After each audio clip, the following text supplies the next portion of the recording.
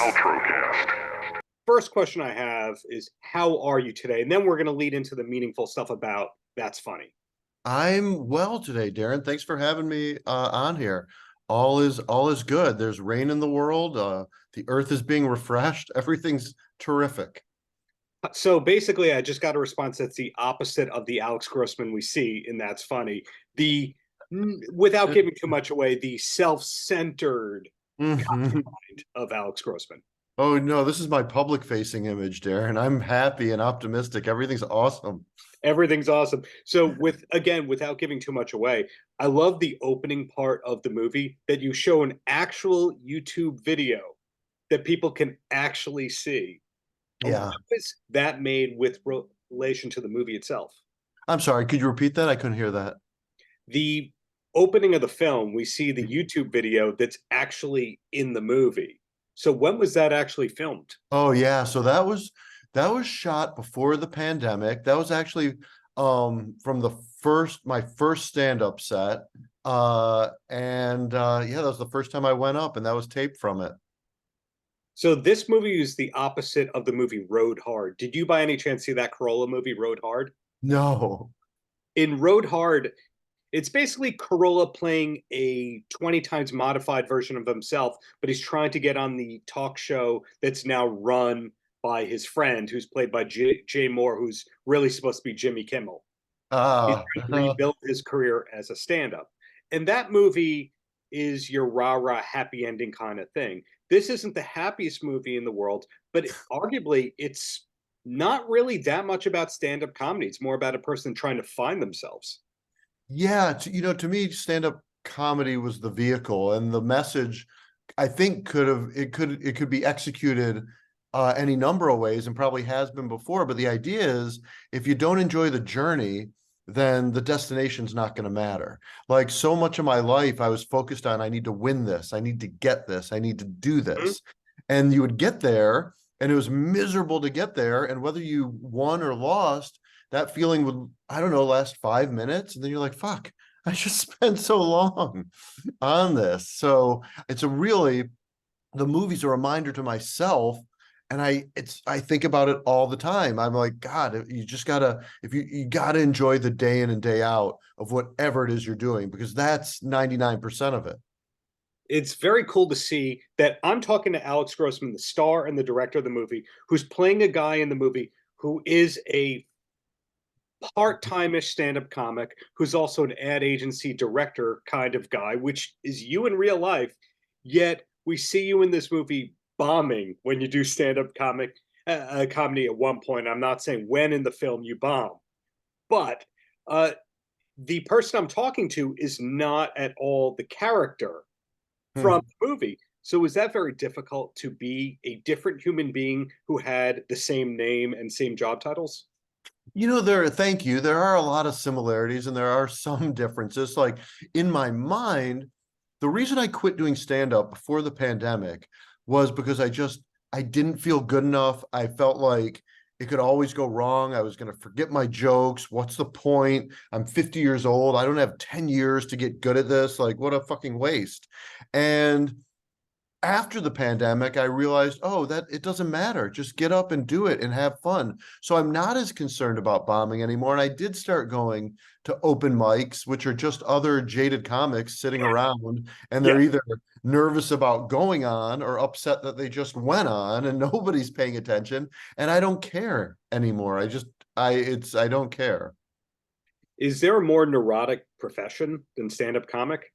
God, what a miserable bunch of folks. It's like, I won't name the comedians, but I saw some friends perform and I thought they had a pretty good set, right? And I'm leaving and they're leaving and they were like, get in the car. I'm like, what do you mean? They're like, get in the car. I'm like, why? They're like, and they said another big comedian's name. It's like, he just fucked us. He fucked us. The whole set's off. We're going to the Comedy Store. We're getting the stink off of us. I'm like, what are you talking about? And I spent the rest of the night in the car with them, watching them do 3 more sets because they had to get that stink off of them of what I thought was a perfectly fine set. Right. So one of the focal points of this movie is going back home to Michigan. And Mm. The way that this movie is portraying Michigan as if it's middle America, it's middle of nowhere, yet half of the comics that we love have some kind of tie to Michigan, coincidentally, whether it's It's they left it or they went back for their material writing, etc. You know, Sinbad, Tim Allen, etc. Is it a coincidence that Michigan is part of your home base and you're a comic, or did you read the playbook and went, "I got to do comedy. I'm from Michigan"? well, no, I never, I grew up in Flint, Michigan, so that part of the story is also true. Went to the University of Michigan, spent my summers in northern Michigan. It's, some of the same, a lot of the same haunts that are in the movie. I think there's something about the Midwest experience, specifically in Michigan, and I want to say like Wisconsin and Minnesota, where we Mhm. have this rye, dry, like, we're nice, but we're looking at things like that's a little off and that's weird. And, we're supposed to be polite about it. We're not supposed to, but it's like, there's a sense of humor that comes out of the Great Lakes region, I believe. And I don't know why, but I don't know. There's something in the water. When I was a kid and I saw the movie Roger and Me about Flint, Michigan, and I was so moved by it, and I emailed Michael Moore, whose email address is something like Flint or something like that. And then Yeah. I eventually get older and I realize he's not really from Flint. Was he not from Flint? I thought he was from the next town over from Flint, but he was kind of using it as the credibility kind of thing. Oh, The way that's how interesting. the way how Long Island people say they're from New York City, Of that course. kind of a comparable thing. Yeah. And everybody in New York and New Jersey is always a half hour from the city. Half hour guaranteed. Always, no matter where you live. Oh, it's just a half hour. Um, that's interesting. I know his paper that he ran was in Flint. It's funny you mentioned that because I don't know if I am in the process, and knock on wood, and look at it's right next to me right now, Rivet Head. Do you remember Ben Hamper who was in Roger and Me? Yeah. Okay, so I'm optioning this book to turn into a TV show from Flint, and he was in Roger and Me. He's the dude who lost his mind on the assembly floor. And he's definitely from Flint. So that's a long roundabout way for me to say I don't know. Well, if you need more books to option this out, January 1st, David Lee Roth, who has strong ties to Michigan, but you don't realize it. But anyway, self promotion aside, Alex, I'm curious, without blowing anyone's cover, the talk show host character in this film, is that based on anyone specifically that you knew? That's a great question. I've never said it out loud. But I don't know. I think it was a compliment, and I will just say it out loud. So that was based on my friend Brett Goldstein. Do you know him from like Ted Lasso and like, so like many years ago, I met Brett in Edinburgh at the Fringe Fest, probably 12 years ago now. Wow. And we're sleeping on the floor. We're like doing our thing. My good friend Brett has a show there. My friend Jamie Glassman has a show there. And I go to Brett's one person show. I remember I was like, this dude's talented. I was like, God damn. I'm like, I mean, he wrote, directed, he did this. I'm like, wow, he's really good. And as I was writing the movie, I liked the idea of someone who stuck with it all that time, from sleeping on the floor, from doing this to then getting a big show of their own, Ted Lasso. And like me, staying with commercial directing, doing other things, whatever, and seeing that person's fame and being like, hey man, give me some of that. And they're like polite and nice, but they also want to say like, dude, fuck off. I kept with it. Like you went, back into making commercials and you played it safe. It's like, what do you want me to do for you? So I did think about, Brett and how proud I am of him and how, what a joy it's been to see his success, and how like, you do need a little bit of, truth serum every now and then from friends like that to be like, no, dude, there's no secret. I just stuck with it. Hmm. I was going through my mental Rolodex of failed talk show hosts, like successful people, but failed talk show hosts who had a very short time slot. Like, for example, not everybody remembers Jay Moore, early 2000s. He had his show and he was basically offered the Kimmel slot and turned it Yep. down. And John Sally, the NBA player, he had his talk show. My There's a God. football. Pauly Yeah. Shore did. Shatner did. I was just trying to go, who did Alex know? But that's interesting that you were able to draw the parallel to a successful character actor to a talk show host in that case. And Brett's an incredible stand-up comedian. I wouldn't be surprised if he ends up getting his own show. Absolutely. Did you do any research otherwise for this role? And the reason I ask, I'm not saying, oh man, that guy need to do his homework, because you have the experience of working with talent and being the talent. But did you say outright, okay, I'm going to specifically camp out at comedy open mic nights and see what's going on, or you just had it all in the bank? I think I had it all in the bank. I think I'm a quick study. I think it's Mhm. my ADHD superpower. Like if I'm interested in something, I'm like, and I'm like, all right, let's absorb it all. And I did enough stand up and saw enough successful people, and I had enough early success, like playing the Comedy Store and other big places that I saw, and I'm like, oh, this is what it's like. What a bunch of miserable fucks. And Yeah. I saw specifically the people who weren't enjoying the whole thing, that like, why are they doing it? Like, to get up there and perform, it's like, man, that's just 5 minutes. It's like, if you don't enjoy everything else, what's the point? Right. Well, I noticed something really bizarre in the movie as a music obsessed person. And tell Okay, me if I was supposed to notice this. I know what you're gonna say, go ahead. You guys, when you get out of the car, you sing Oh Sheila for 2 seconds, and we Yep. see the Ready for the World billboard. Yeah, Okay. So I knew was that's yeah, I knew that was that's what you're supposed to gonna be an say. Easter egg? Yeah, of course. So Ready for the World. They are from Flint, Michigan. The lead singer's dad was my gym teacher at Whittier Middle School. And I've now made 2 movies, and that song pops up, Oh Sheila, in both movies. Same character too. So Ben, who plays my friend in the movie, is from Flint. We grew up together. And in my first movie, Hickey, he plays just a FedEx guy. And when he walks in the store, he's humming Oh Sheila. So like I put that on the marquee, Ready for the World, in post. Oh, in post. Got it. Okay. That answers about 5 questions right there. So, moving on, this is a new movie to me. It's a new movie to anybody who's going to be seeing this or reading this content. For you, it's an old movie because you hatched it. You watched yourself in the edit bay for hours upon hours upon hours. You Yeah. wrote the damn thing, etc. So, are we allowed to know what's next for you, even if it's a boring commercial campaign? Are we allowed to know Um, what's coming up for you?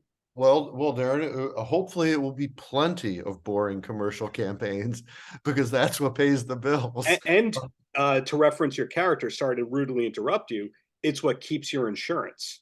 Dude, that's for real. That is for real. Yeah, it Yes. is. So, hopefully in the new year, I've got a couple commercials that I'll be directing. But again, by the time this runs, I will again hopefully have that option on Rivethead, and I want to go back to Flint. And the goal is to make it as a TV series, and if not that, then maybe a standalone feature. So the stand-up comedy pursuits of Alex Grossman, are they going to continue, or was this the boat on that whole chapter of your life?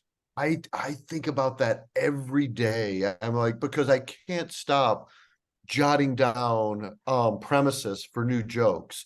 Right. Like every moment, my phone is just, but I realize, and there are parallels with the movie, a premise is just a premise. It's like you have to do the act out, you have to commit to it and do it. So my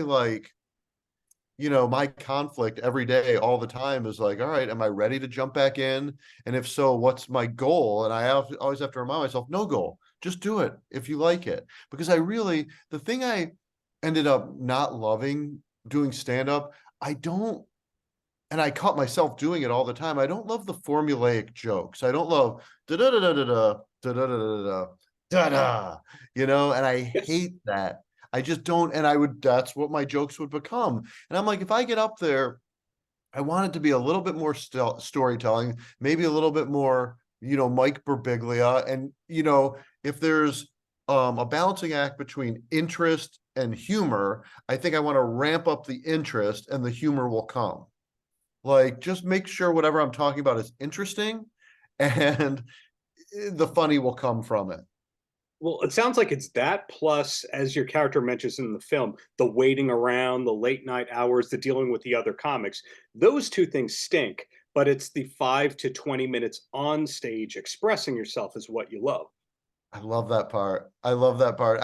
I don't know how anybody could enjoy. I've never seen, well, I take that back. I've seen comics who are doing the same act for 5, 10, 15 years, and it's so deeply embedded on their hard drive. They can have a blast in the green room, they can shoot the shit, they can have a couple drinks, and they get on stage, it's just like, okay. And they're like, I think they could be in another place mentally. It's so embedded as an act. I'm like, that's kind of interesting. That's kind of nice. Like, if I had a type 5 or 10 that I just liked so much that I could just commit to, I like that idea. So But I before, don't think. well, go ahead. Again rudely interrupted. No, you didn't. You didn't. I don't think my brain works like that, though. The thing I love about comedy is I will do a joke 2, 3 times. I'm like, I'm done. I want to do something new. But then the anxiety comes in because you've never done it before.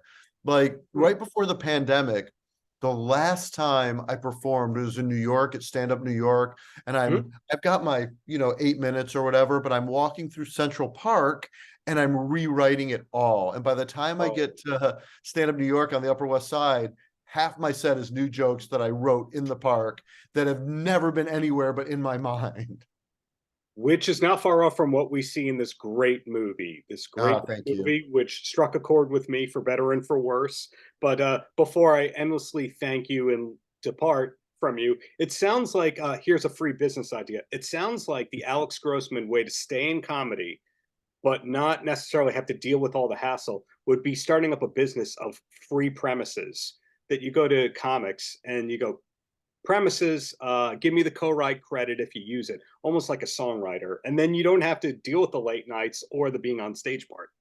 Well, or I love that idea, or I've been thinking I get up there and I do just premises. Like, I had this idea where I would get out there with my stack of 3x5 cards, and I think this would annoy the shit out of people, but I've got my 3x5 cards, and I just kind of look at them, and I would show one to somebody in the audience, be like, what do you think? They're like, okay. And I'd like, I might not even do any jokes. I just get up there and think about it. I love that. The first ever stand-up special where the person bombs the whole time and it's awkward. Wow. If only you knew a director who could direct something like that. Huh. Darren, it is infinitely more interesting to me doing that than telling jokes. The Andy Kaufman side of me is very, very strong. Yeah, because jokes, I don't know. I like jokes, but it feels also like a parlor trick. I hear you on every end, but again, I'm going to thank you for your time, congratulate you on this movie, and look forward to whatever's next, even if it is an ad campaign. Thank you, Darren. I appreciate it. Thanks for having me, man. Paltrocast.